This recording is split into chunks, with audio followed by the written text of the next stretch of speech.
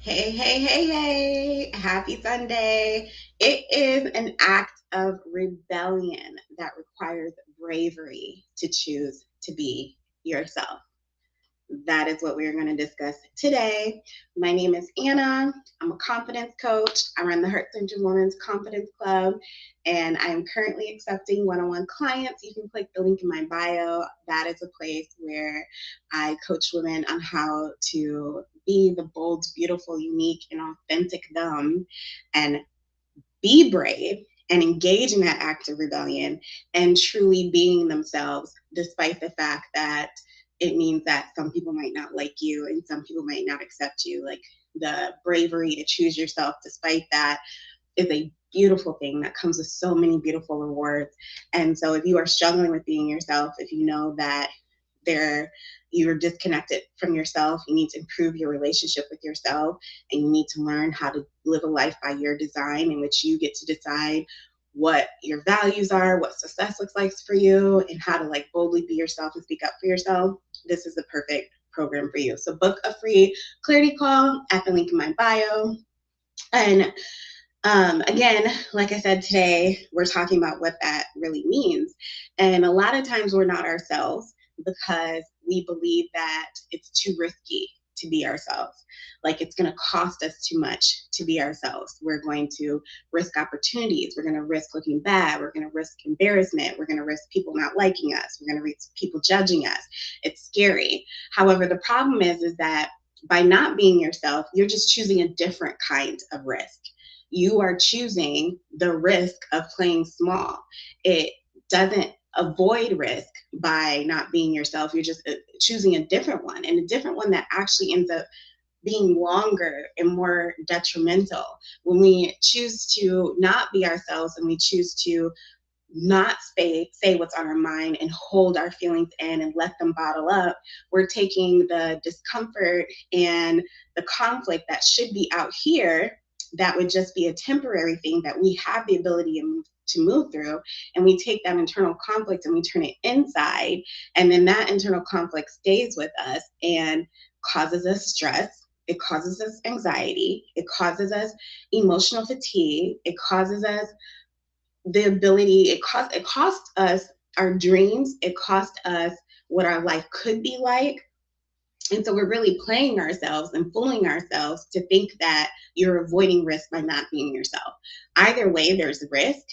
And so it's important to choose the risk that actually comes with the reward instead of the risk that just leaves you feeling unhappy and feeling like your fate and your worthiness and your value is completely tied up in the control of others. They get to decide whether or not you're worthy. They get to decide whether or not you're happy. They get to decide whether or not you feel fulfilled. They get to decide whether you get to have peace. Why would we want to give that kind of control to others? But that is exactly what you are doing when you are too scared to say what is on your mind, to say how you feel, to feel your feelings, and to truly show up and be yourself. And so when we choose the latter and we choose to say, it is risky to be myself. Like that's definitely a fact. You are definitely making risks by being yourself. There are some people who are not going to like you. The fact is that there's probably people who don't like you even when you're not being yourself. So people are not going to like you no matter what. But when we choose the risk of being ourselves, we get a beautiful reward. And that reward comes in being able to live the life that is on our hearts, the life that you know that you want. It brings peace, it brings comfort, it brings knowing, it brings confidence. And I know it's scary. I know that's why I say it really is an act of bravery when everyone is telling you it's wrong for feeling that way, it's wrong for wanting to do this, it's wrong for wanting to be this. But when you choose to lean into that and choose to overcome that and then choose to push past that, what you get is abundance. You get fulfillment. You get the dreams that you've been holding off and pushing back for eons upon eons for no reason.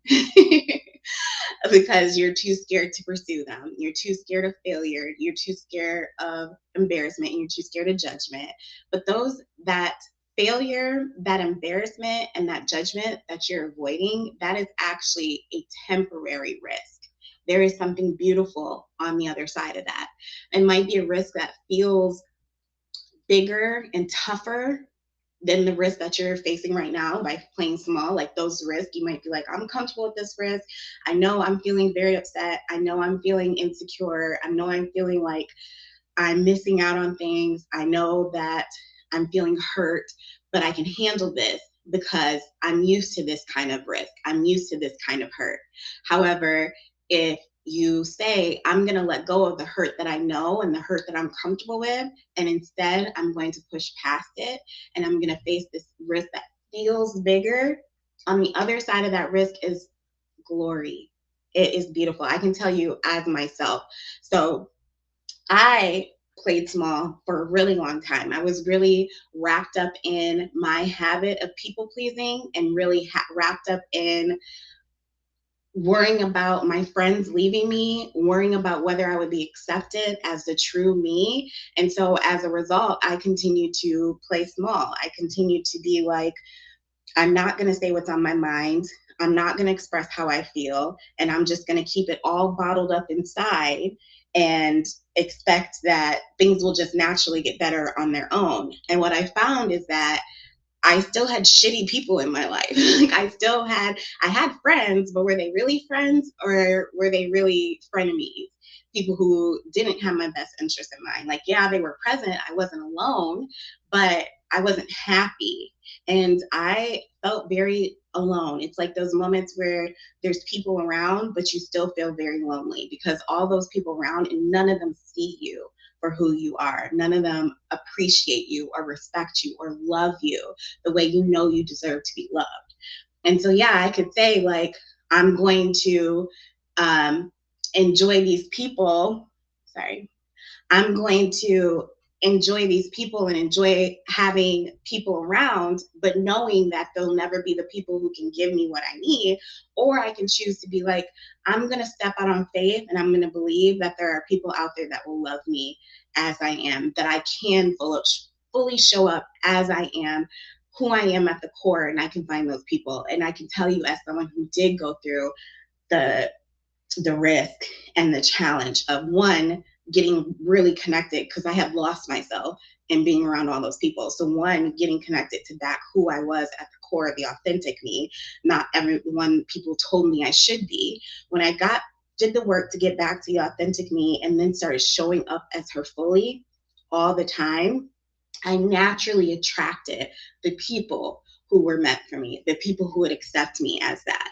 You can't go out into the world wanting people who are more open-minded or um, more, we'll just say open-minded. You can't go out into the world expecting to find people that are more open-minded because you're open-minded, but not be presenting yourself as open-minded and coming in as closed-minded because you're too scared to be vulnerable and be open and show that you're an open-minded person.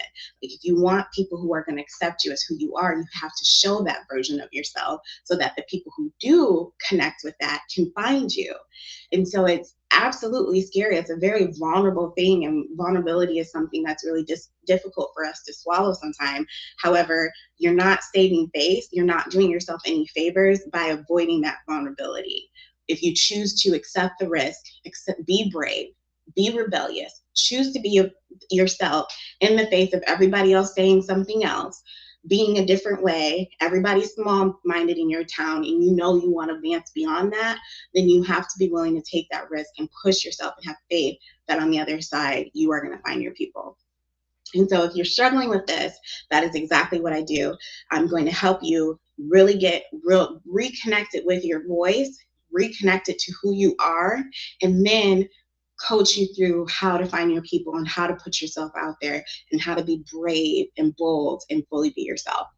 And so that is what I have for you today. Make sure you click the link in my bio for a free clarity call so that you can stop playing small and shrinking, because if you're honest with yourself, you know you are suffering. You know you are just existing. You know you are just surviving. You know you are letting life pass you by. You're living in fear. You're having sleepless nights. You're not feeling good. Other people are leading your life and you're not leading it. You need to click the link in my bio and book a free clarity call. for the Heart Centered Woman Confidence Love. All right, I will catch y'all tomorrow. Thanks for tuning in. Make sure you comment. Let me know what you think. Let me know how you're going to boldly and bravely be you in some small way this week. What are you going to do? How are you going to speak up for yourself in a way that you have not spoken up for yourself before? You can be you.